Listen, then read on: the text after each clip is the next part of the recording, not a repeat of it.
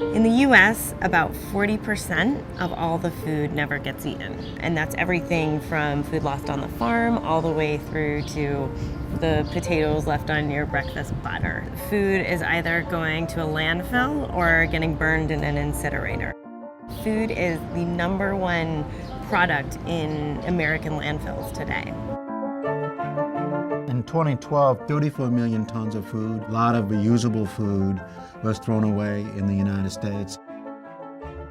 When you contrast that with the fact that there are over 800 million people around the world who are still food insecure, at the same time, 1 in 6 Americans is considered food insecure. It's really kind of a moral tragedy. There is a huge consequence to deal with the societal problem of hunger, but also it has a huge consequence in terms of the environment. If food waste were a country, it would rank 3rd in terms of its greenhouse gas emissions. Methane is a huge climate change problem, and that landfills are a tremendous contributor to that methane, which is 10 times more potent as a greenhouse gas than carbon dioxide. The truth is, when you get into it, you're really kind of talking about any inefficiency of the whole food system.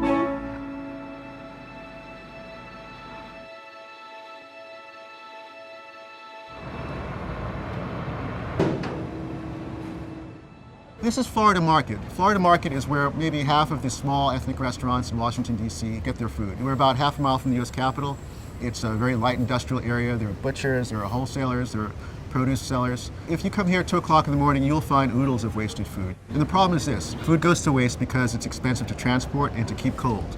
If you don't have an immediate buyer for it, the easiest and the most business responsible thing to do is to throw it away. Food Cowboy is essentially an air traffic control system for orphan food. I see you right there. I see you right there. So what'll happen today is a truck will back up into a field. Workers will fill it with melons, and then he'll make maybe 5 stops in 3 states, and he has about 36 hours to do that. It's going to hit traffic.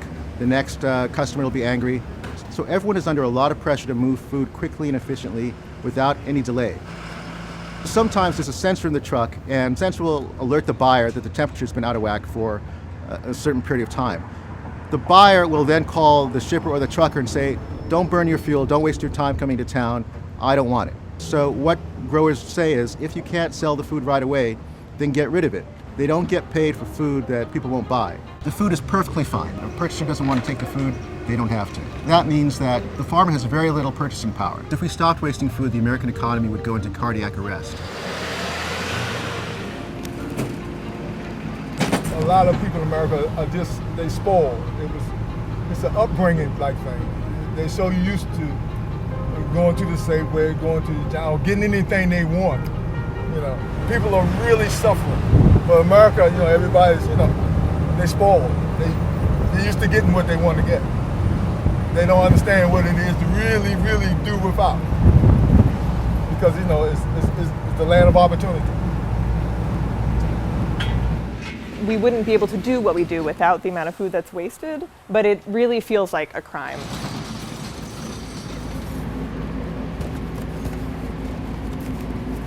Fresh meat, good fresh meat.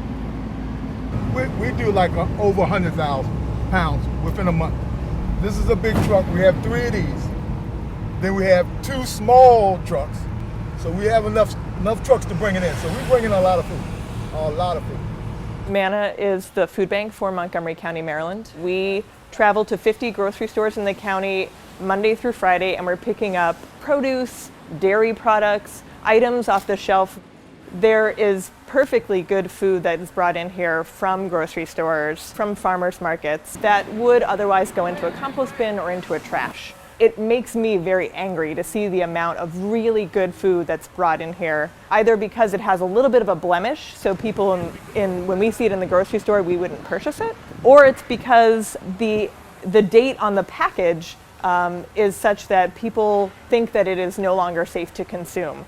But there's not a lot of education done to let people know that that is just a best by date, a date that indicates quality, not safety. And so the fact that we can keep food on the shelf and then throw it away and it's not getting to people says something about our society and the way we don't really value the work that's done by the people that produce the food and the value of the life of people who aren't getting access to it.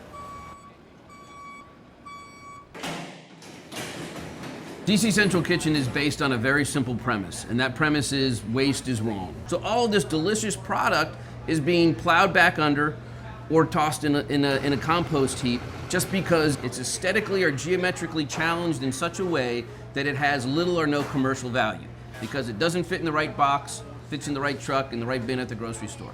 I got in front of about 100 local farmers. I said, we will buy from you every piece of fruit that you can't sell because it doesn't look right. And the room burst into laughter. It turns out that the amount of that food is so mind-blowingly large that it would be practically impossible. We still can't touch the vastness of what's out there. So all this food that would normally be thrown in the garbage or wasted, we've now processed this food and we've frozen it and prepared it so that we can get this food in the hands of our most vulnerable citizens here in the nation's capital. We invite people in to work with us 365 days a year. We want people to see the product that we're using, that it's not bad stuff, that it's not stuff that is dangerous to eat, that this is really good, healthy food that otherwise would end up in the dumpster. But where we're really focusing now, and where the more insidious waste is at the beginning of the food system, particularly on independent farms. 40 to 60% of what's grown on independent farms never makes it off the farm because it's the wrong size.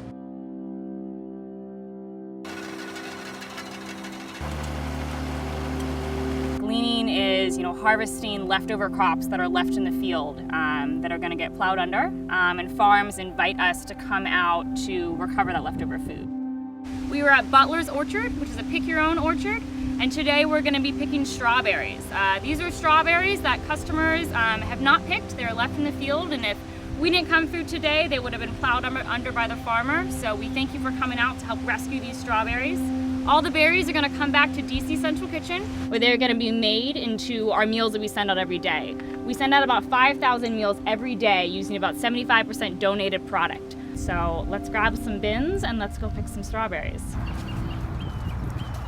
A funny looking strawberry is just as nutritious as a perfect red one in the fields. I would venture to say these strawberries, because they're smaller and more nutritionally dense, are probably even sweeter and better tasting than the ones you're going to find in the supermarket. It's hard to get a lot of city people to understand that this is a crop.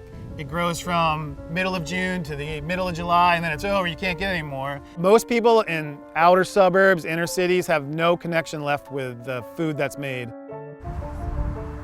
They've never seen a cherry tree, a blueberry bush, a strawberry plant.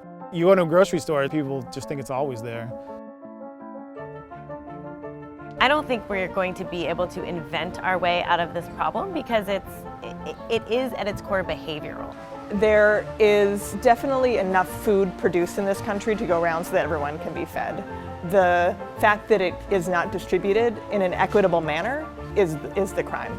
And it's about poverty. It's about distribution of wealth, really, more than it is lack of sufficient food supply. I think we waste a lot of food because, quite frankly, we're sort of lazy. We, as Americans, have been incredibly fortunate to be part of a food system that is abundant and cheap. And this sort of sets us apart, I think, from a lot of other countries across the world.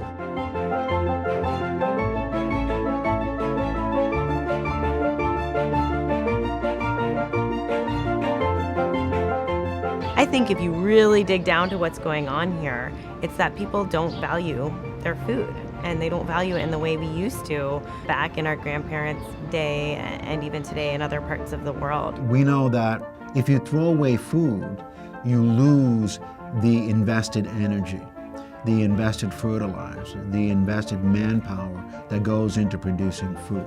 A gal recently told me this story about dumpster diving and taking bread from behind a bakery into her workplace every day. So every day she'd show up with a few loaves, and one day her coworker from Kerala, India asked, "How do you afford to bring us the bread every day?" And she said, "Oh, well, actually, I get it from behind this bakery."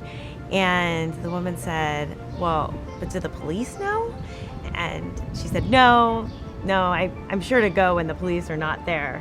And the coworker looked at her and said, No. Do the police know that they're throwing the bread away? And I thought, yes, that is a society, that is the mindset that we need if we're really gonna not be wasting food.